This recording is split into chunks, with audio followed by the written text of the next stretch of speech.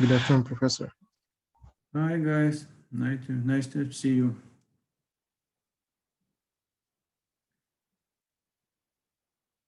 How are you doing?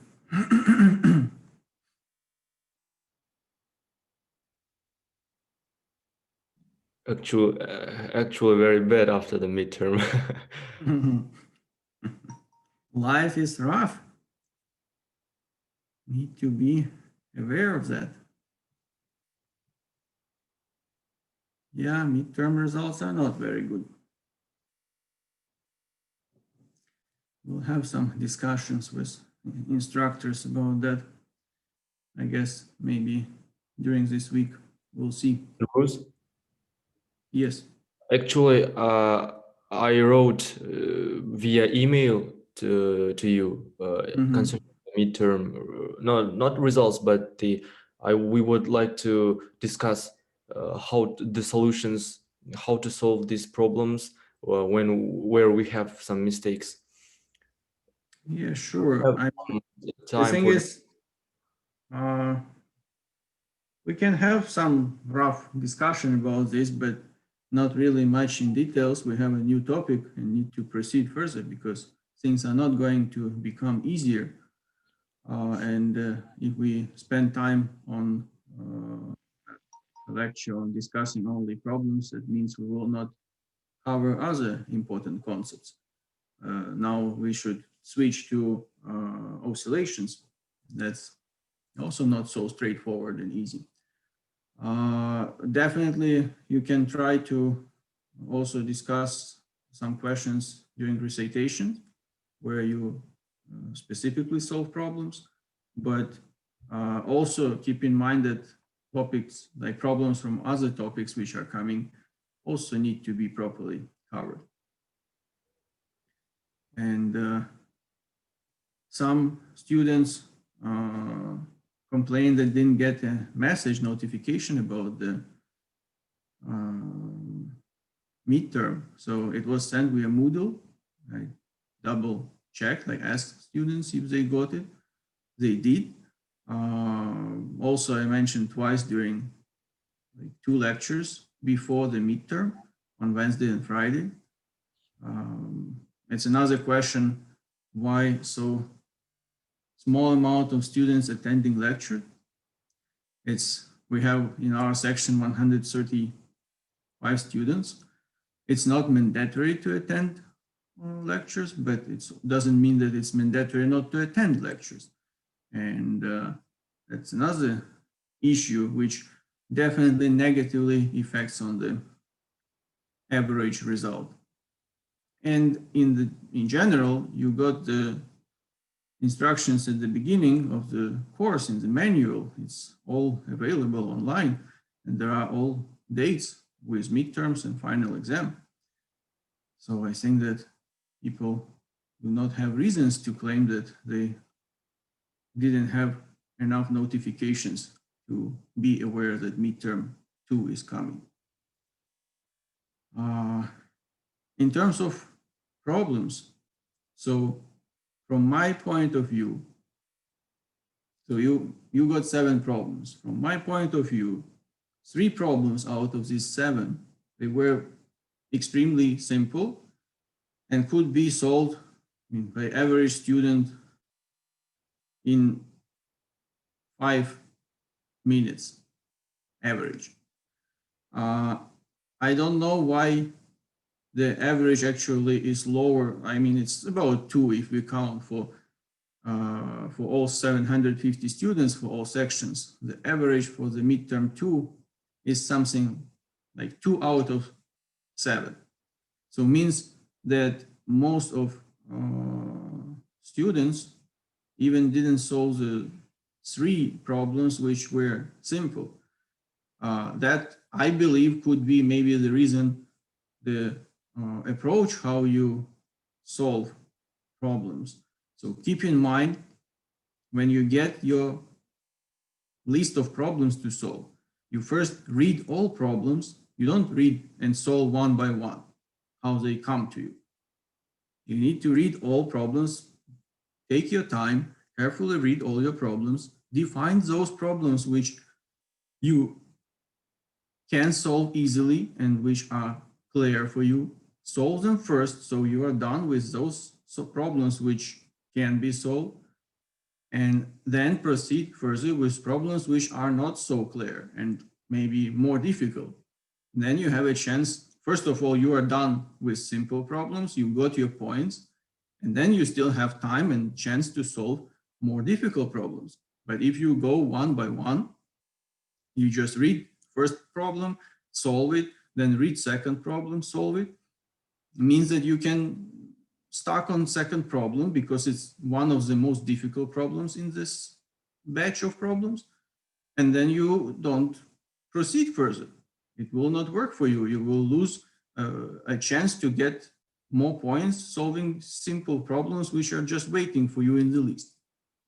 So that is important point. Please follow this recommendation for the future. This time there were some, I would say 3 problems were a bit more complicated than average, but still there was nothing what required some special skills. I mentioned on the lectures before the midterm on Wednesday and Friday that you should pay attention on the vector product of like cross product of 2 vectors, because you will be required to calculate torque, and torque is the vector product. And also consider rolling of bodies on an inclined plane. There were at least 3 problems, 2 or 3 problems, depends how it was redistributed, related to this specific topics. And it requires some calculations, yes, but if you solve easier problems for less than 10 minutes, then you have a bit more time to deal with other problems. So you got 70 minutes. That, I believe, was one of the factors which this limited time. I believe you would do better if you have more time. That's what I guess we will discuss with instructors. Probably that was a bit too rough requirement to solve all these problems in 70 minutes. But again, at the same time, there were a bunch of people who managed to do this midterm and get highest grade. So, I mean, solve all 7 problems. So it's definitely possible. Just that I believe could be better to provide a bit more time. However, now we have what we have. And yeah, if we consider discuss the problems itself, so I will just focus attention on some classes of problems, because there were 7 different problems with different formulation and provided numbers. But first 3 I even don't want to discuss. It's just very simple in terms of like kinetic energy and then friction, and then it's question when it will stop. You just calculate work done by friction, equate it to kinetic energy, and get the distance it will travel. There was a problem with vertical spring with an object on it. So there people, I believe, also made mistakes, because you need to take into account the weight of the body, so compression of the spring with the body itself before it is additionally compressed. So if you don't take this into account, then the potential energy of the spring will be lower if you only consider the compression because of external force. So if it stands vertically, obviously there is a weight and this spring is compressed. So you need to take this into account. Also, you cannot consider the ratio that potential energy of compressed spring will transform to kinetic energy, because it's not horizontal case when you don't have like frictionless horizontal case. It's vertical case, means that while the spring is moving back to its original equilibrium condition, it already does some work against gravity. So you need to equate the potential energy storage in the spring to the work done against the gravity. So at mgh, and h is the total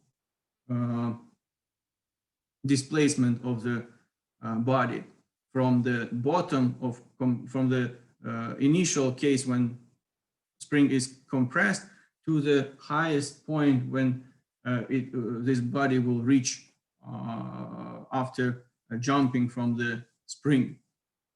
And then you subtract the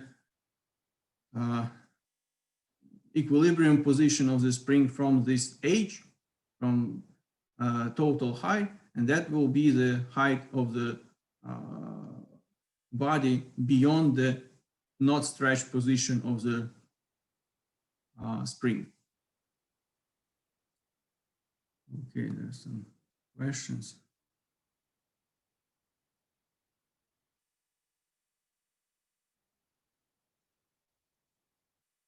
Well, yeah, I mean, it's not simply mgh. So h is not, so kx squared divided by 2 equal to mgh. First of all, from the left side, x should take into account not only displacement, which comes later, but also initial displacement because of the weight of the body itself. So that's another one thing which you need to take into account in the left side, according to the potential energy and, of the spring. And mgh, so it is mgh, but this h is not the height of the body. It will fly from the spring up when spring is in equilibrium condition. Its total height means this interval when body will fly itself plus the initial displacement of the spring, because it happens in the vertical direction against the potential energy of gravitational field. If it would be horizontal, then you could apply this kinetic energy, kx squared divided by 2 equal to mv squared divided by 2. However, it's vertical, that's why you need to take into account work done via all displacement of the body, including that displacement which happens before the body is detached from the spring. So another problem with collision of balls, there was one moving ball, one standing with zero velocity, with equal mass. Then you need, and part of kinetic energy is dissipated. So you need to take into account, regardless that kinetic energy dissipated, the linear momentum is conserved. So you have one equation with conservation of linear momentum, another equation with conservation of kinetic energy, what is left after this 15–30% dissipation. And then solve this equation, a system of equation for two unknown, which is like v1 and v2, velocity of the balls after collision. Then there was a question about, like in this problem, the final question was to calculate the average force. With average force, you need to divide the change of linear momentum by time of collision, and that will give you the average force. And actually doesn't matter which change of linear momentum we will consider of the first ball or of the second, because conservation of momentum is working. So means the change of momentum of the first ball will be equal to the change of momentum of the second ball. And that's why it doesn't matter which velocity you calculate first, of first ball or the second ball, you can just divide change of the potential energy, change of the momentum, and by duration of the time of the collision, and get average force. So there was a problem quite standard to calculate the torque, the absolute value of torque. So you got a vector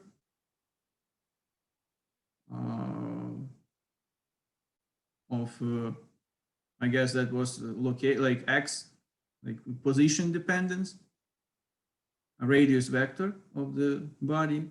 Then you can take first derivative, you get velocity, then take second derivative, you get acceleration. Since you know the mass, you can multiply acceleration by mass, you get the force. Since you know the force and radius vector of this body, you can have vector product of these two vectors and get the torque at any time. So there was some specified at 2 seconds, at time equal 2 seconds or 3 seconds, actually doesn't matter. So this is very standard problem. And again, I mentioned you so the only difficulty in this problem, you just need to know and be familiar how to do vector product of cross product of two vectors. The last problem, which involves rolling of objects on inclined plane, there you should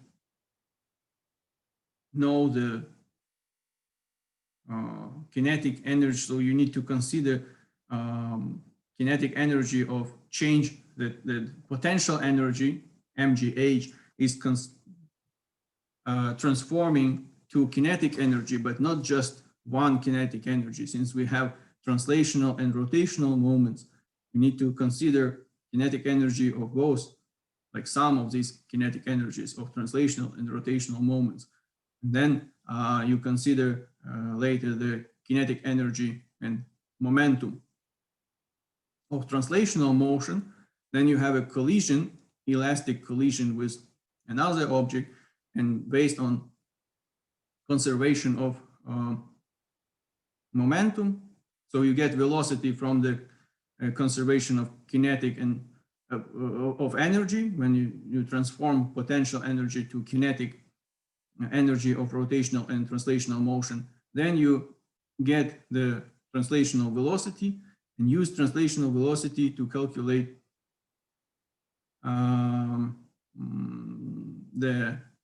to apply the conservation of linear momentum to get the final velocity of two bodies which are attached to each other after collision.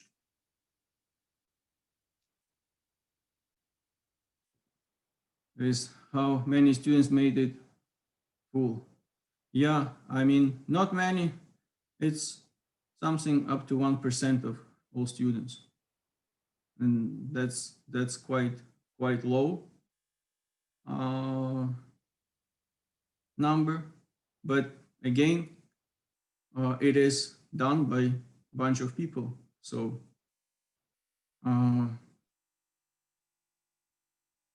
average score is 2 out of 7, which I really surprised, because it should be like 3+ out of 7, because 3 problems were kind of simple. And I believe that the main reason for that, it's the approach students have to solve problems one after another, how they come. But again, as I mentioned before, please take your time and read all problems and find the easiest problems which you can solve, get your points, and be done with it. Otherwise, you have a chance to lose those points, because you will stuck with some problem which you cannot solve, or it will take just more time than you have to solve this difficult problem. In future, yeah, I don't know. We will have these discussions. I don't know what adjustments will be done, but we'll see what our meeting will end up with. I even don't know when it will be, but definitely we will have a meeting. So the question regarding passing exam like midterm 2 who didn't manage to pass it. I will ask this, but it's very unlikely that it's possible to organize another round. Those who claim that they were not informed, that's unreasonable claim, because I sent the message, I mentioned on lectures, you have all information in the manual, so you need to be aware of midterms. However, some students claim that they didn't have access to internet. For these purposes, we again try to, in order to address these issues with internet or some personal issues, like family issues, the lowest grade for midterm will be dropped. So if you either didn't manage to pass the midterm because of any reason, or you didn't manage to do well because of some family issues, so you had low grade, the lowest will be dropped, so it will not have any influence on your final grade. Some students mentioned that every Saturday they don't have internet, that's why they missed the second midterm also. They missed the first one because of no internet, the second one also. I mean, if you are aware that every Saturday there's no internet at home, you just need to look for some other options where you know that midterm is coming. So need to find some location where you have access to internet for this 1 hour. If you know that it will not be available on Saturday, just don't stay at home. Try to find some place. I understand that it could be difficult for some students. And maybe if there is some exceptional case, we can take this into account, but again, very unlikely that it's possible that you cannot find any internet access while you know that it will not be available in your location on Saturday. You need to find some solutions for that. Yeah, we'll see. Yeah. Can I ask some questions and requests actually regarding the midterm and also whole course? So my first question and concern is about the labs. So in this week, some of the lab sections had labs to be passed. But occasionally during midterm at about 11:30, our LA said that lab will be extended, but we spent about 2 last days on preparing the lab rather than preparing for midterm. And actually it's our concern too, our problem, but you know, some kind of, it had some secondary impact on, maybe had some impact on midterm. And second thing about the number of tries during midterm. So if nobody is going to control us during the midterm, or so here is a lack of control, or why do we have only 3 tries? So from my perspective, I had some, for example, I spent initially 3 minutes on one problem, and when I finished all the problem set, I come back to this problem and find my error, mistake, but because my tries are already exhausted and I can't actually try to solve it again or enter my value that I got. So So you mean depends. the answer was accepted by system and system claimed that it's wrong answer? No. System can actually accept only 3 tries. Like you can Okay. change your answer only 3 times. And for example, if I have some time, the rest of the time, for example, 15 or 20 minutes after finishing all the set of problems, I'm really concerned to, for example, manage my errors, mistakes, and try Sure. to figure out the right answer then. Yeah, I mean, this is a good point. I will try to ask this question. So as I understand, let's say tries you consider as, for instance, you forgot to put the units, for instance, then system claims that it's not full answer. So is it counted like one try? Yeah, if I like, yeah, not like if I'm not mentioning the unit. If I press the, if I enter the wrong unit, it will count it as wrong try. And for example, if I put, for example, dot or comma before the answer, it also counts as a try. So, for example, in math, we have web work system, which also counts the number of tries. But this web work system also have like immediately shows the right answer. Like you have, for example, 5 tries left, and this try is accepted as right, or for example, like that. And I'm concerned why, for example, in long kappa we have certain limited number of tries, even if long kappa doesn't show whether the answer is right or not. So maybe would it be possible Okay. to extend the number of tries from 3 Yeah. to 5, for example? Yeah, I mean, let's try to figure it out. That could be some feature of long kappa, but maybe it's possible to set up. Thank you Thank you a for lot. the question. Excuse me, I have a question. Yes. How many else midterms will be in this semester? There will be 3 midterms and final exam. Okay, thank you. So we had already 2 midterms, and there will be 1 more midterm and 1 final exam. Another thing that, Mr. Bruce? yeah. Sorry for interruption, but I have one question concerning the midterm evaluation.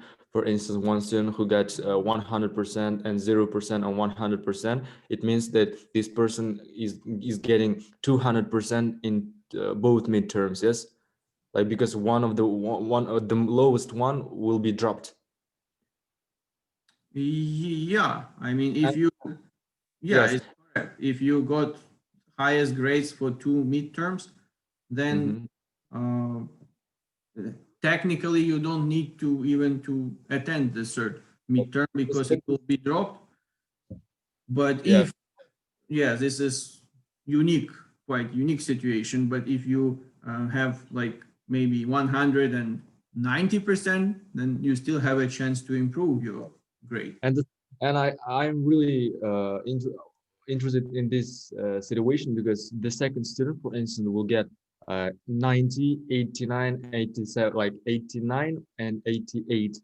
And this the one midterm of this person, of this student, will be dropped too, like the lowest one of this student. Yeah, the lowest for everyone will be dropped. And then take an average from the 2 left midterms.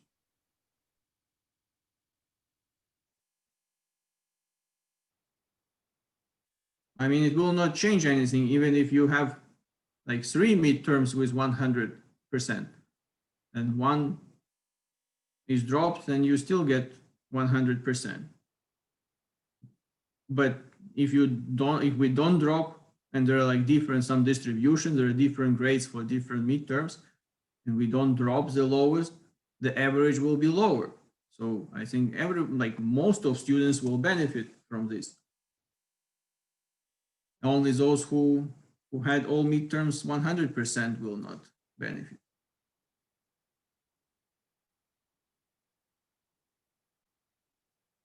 There is a question. Will the final exam be on the final week? I mean, I don't recall, but it's definitely mentioned in the manual. There should be the date of the final. It's somewhere in the end of the course. Yeah, I don't remember the exact date. Another thing just mentioned, then we need to at least make some introduction to these oscillations, because we will not have enough time. We have time only until the end of the week to finish with this topic, and that's kind of important topic. Some of you, I don't know how many, but definitely some of you tried that, to Google problems, midterm problems, and find some solutions in internet. These problems were designed by instructors, and there will be very little chance that you find anything in internet. So better don't waste your time for Googling problems, and try to instead read them, figure out which are simple, those you solve first, and then think about more difficult problems. This is the only way you can get maximum points and highest grade from midterms and final exam. Okay, guys.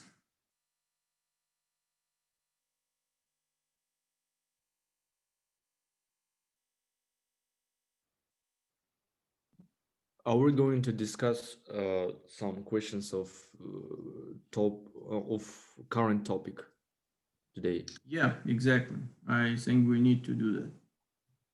Yeah, so there's just last question about this, like how to prepare for further midterms. I mean, attend lectures, learn theory, concepts, understand it, and practice with solving problems. There is no other way to prepare for it. Yeah, you need to practice different problems on each topic. That's how your problem solving skills grow up, and you become better and better, and it will work for everyone.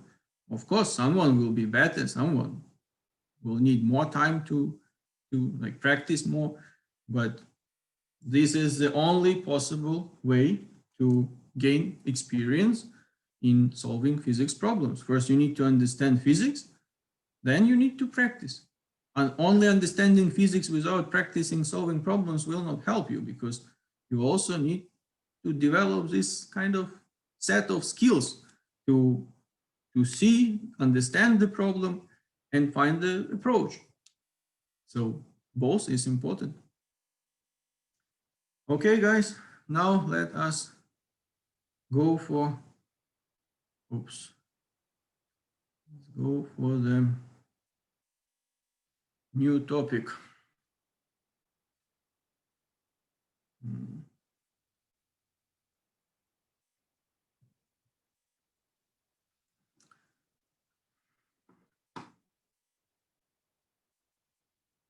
Okay, today we are going to discuss oscillations.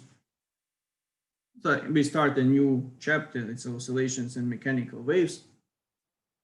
So first, oscillations and any periodic motion. So let's give a definition of periodic motion.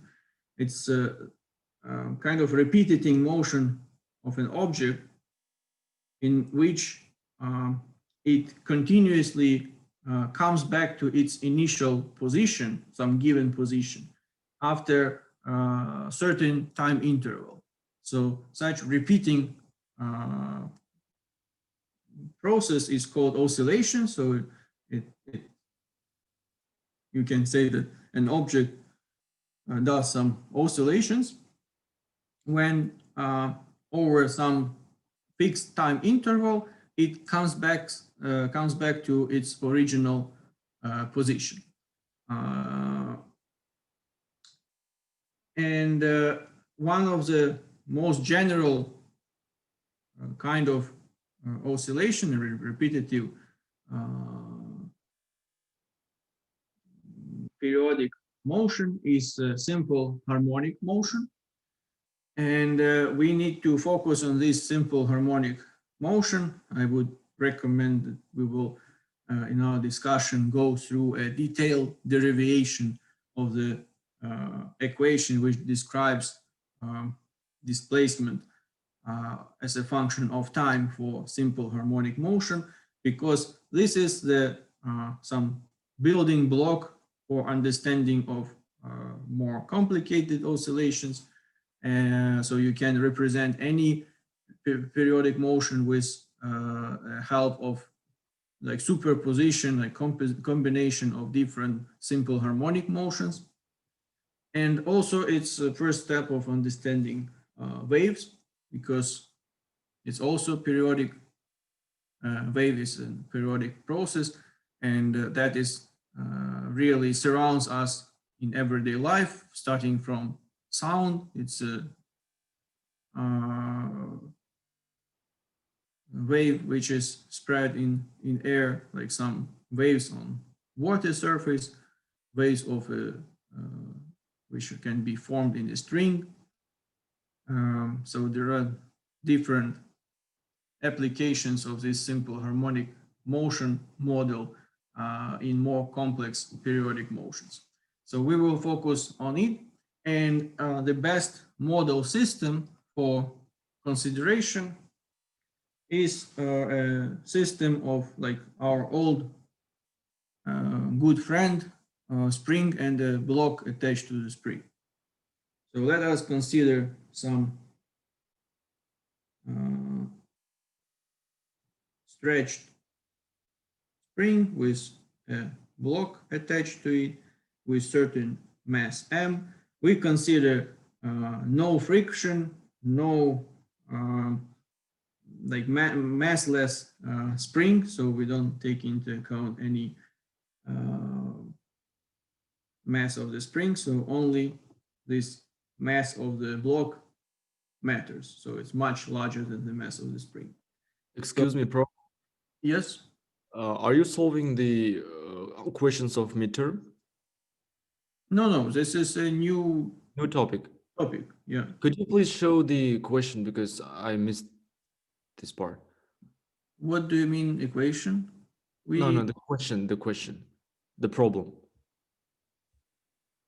Oh, so this is not a problem. It's we start to explain the concept of oscillations of harmonic motion, and this is how we start. So we need some model system for explaining this concept, and derive based on this model system, we will derive equation which describes this location like coordinate x as a function of time for simple harmonic motion. So we just started. You are welcome to join us in this process. Okay, so let's have a spring with a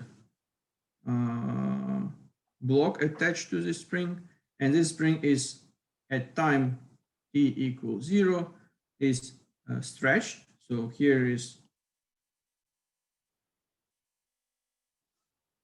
this is direction x.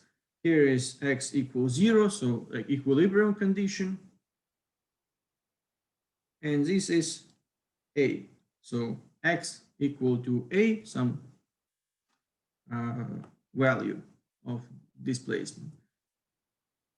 Then what do we have here? In this extreme point at t equal to 0, our velocity is equal to 0. It doesn't move. And we have some force, like spring force, F spring equal to minus Kx. So we know this from previous lectures.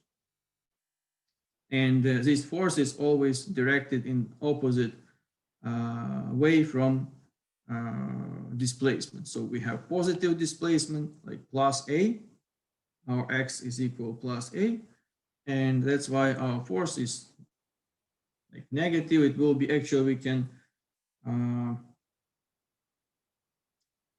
yeah, maybe we will introduce this A bit later. Let's stick to just x.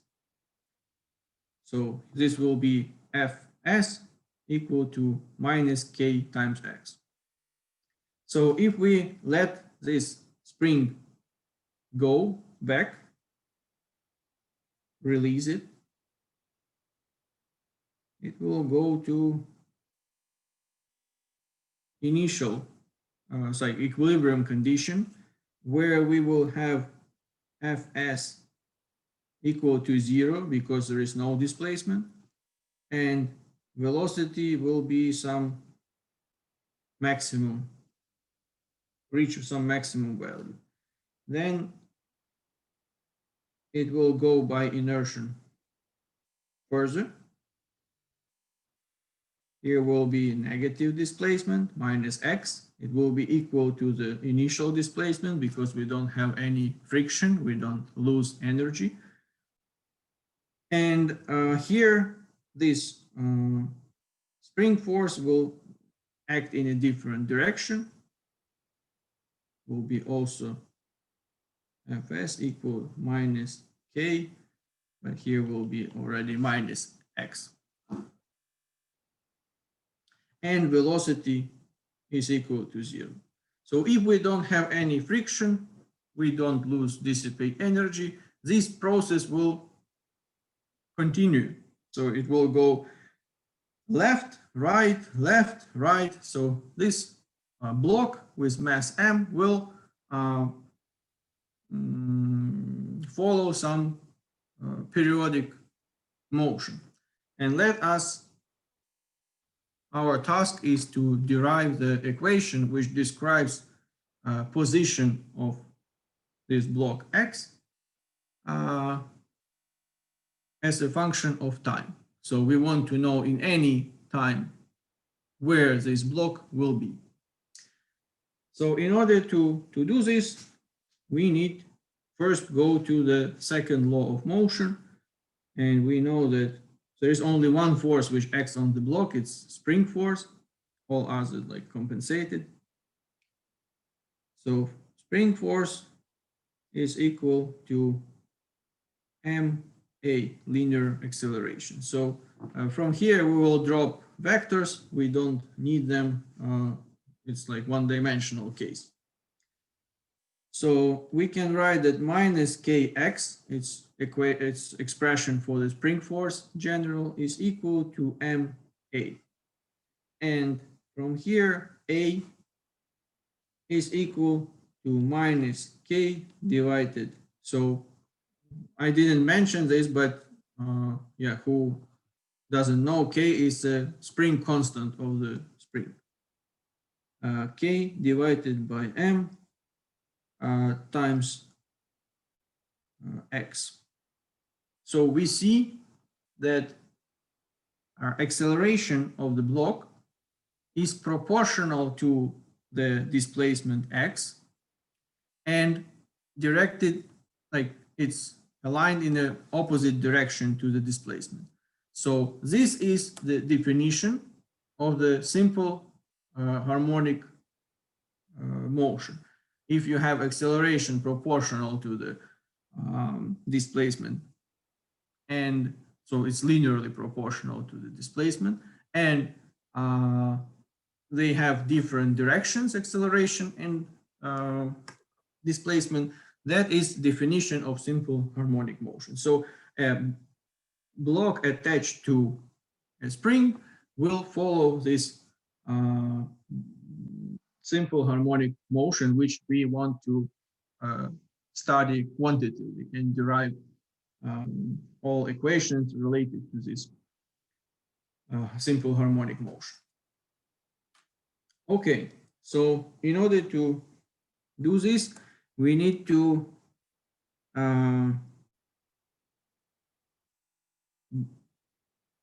consider that acceleration, linear acceleration, is first derivative of velocity over time, and at the same time, it's second derivative of position over time. So now we can substitute a with this second derivative and write a differential equation.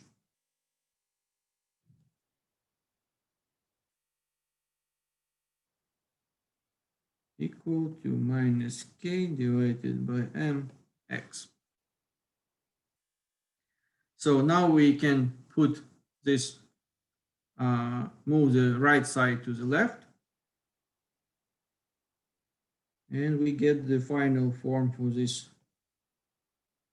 differential equation. K mx equal to 0. So this is a second order linear differential equation.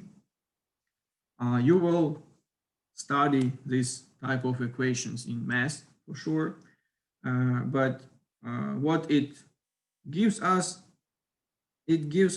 information about some function that satisfies these conditions. So some function x of time t. And what we know about this function, that the second derivative of this function over t plus some constant k divided by m times the function itself will give you 0. So our task is to find the solution of this differential equation. I will go step by step in details for this solution. Don't ask me why this solution is like this. It's just math. It's the way how differential equations are solved. And there are rules for solving this specific type of differential equations. So I will tell you this, show you this rule, and we will follow this rule to get the final answer. So you are aware how we solve this differential equation, because usually in like textbooks and quite often how it's done, you get differential equation and then it's written, okay, the solution for this differential equation comes in form of this function, and then that's it. So I believe it's not very informative. Would be good to really go through all solutions so you have better feeling what comes from where. But for sure, you will have a detailed study of differential equations in the scope of the mathematics course. So let us write again this differential equation on the new slide. So we have it here. D square x over dt square plus k divided by m x equal to 0. So, oh, some activity there.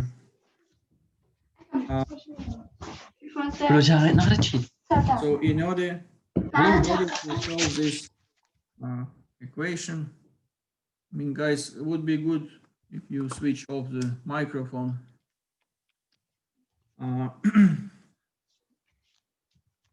So in order to solve this equation, we need to, again, this is the rule. We define the type of differential equation. This type of differential equation is second order linear differential equation.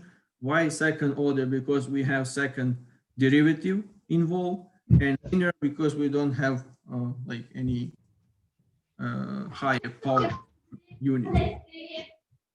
So in order to solve this, we need to write a characteristic equation, which is lambda plus k divided by m equal to 0. Okay, guys, who is so hungry that decided to cook during the lecture?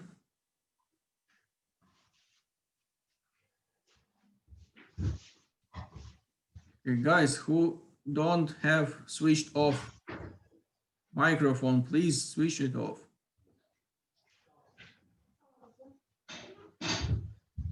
Apparently, they don't hear. Okay, let's continue. In order to, so this characteristic equation is built on the following principles. This lambda stands for derivative. So lambda is first derivative, dx dt. So we have second derivative here, why we have lambda square, then plus km. And we don't have any lambda more, we don't have any derivatives in this equation, differential equation, besides this second derivative. That's why our characteristic equation is lambda square plus km equal to 0. We need to solve this characteristic equation and proceed further with the solution of this differential equation. Since we already are out running of time, and apparently there is some activity going on back noise, I would not like to interrupt this derivation, so it would be good to have it in one discussion. That's why I think that we will do it on Wednesday. Okay. Thank you very much for attention. Have a good evening. And also for those people, I guess you are in contact with your friends who attend this course, maybe just let them know that it will not be very bad if they our lectures. They will definitely learn something useful for the course. Okay, guys, thank you for attention. Bye-bye. Mr. Bruce? Yes. I have one question concerning the attendance of the lectures. Does the attendance of the lecture impact on the curve? Like, if we will have like. No, I mean, as I mentioned at the beginning, it's not mandatory to end lectures, but people really consider that they cannot attend it because they don't need to attend it. It's wrong. So I strongly recommend to attend lectures. But nowadays in this online teaching, students cannot be punished. It's just only strongly recommended. Yes. Someone wrote that I can silent, like mute someone. Can I mute someone?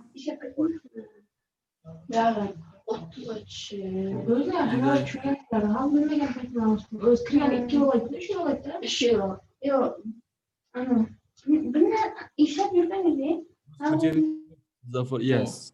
Yeah, finally. Did I mute someone else? No, okay. Oh, it's okay, Mr. Bruce. Now we're going to have another lecture. Thank you very much. Yeah, okay. Have a good day. And enjoy. Thank you. Bye. Bye. Goodbye.